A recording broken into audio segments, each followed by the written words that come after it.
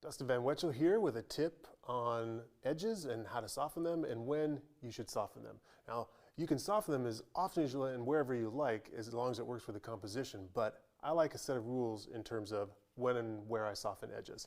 And so I like to soften edges when edges fall behind another object. So I use the softened edge to create a sense of depth between objects in a piece.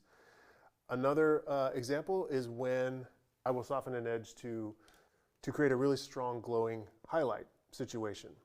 So as the peak of a highlight reaches towards the top of something, for example, I will soften that peak. And then also another opportunity to soften edges is anytime a shadowed side a form turns to shadow.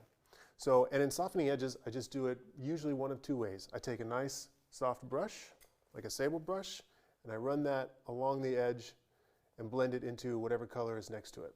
And you can see that it gets nice and soft. So that's one way. And the other way is just with the old finger. You just come in and rub that edge until it's soft.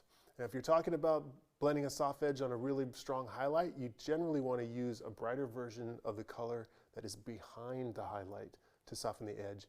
If you use white, for example, or a mixture of white to soften an edge and you have a dark color behind it, it'll look chalky. So instead, mix up a very light value of the color that's behind that edge. And those are a few tips for softening edges.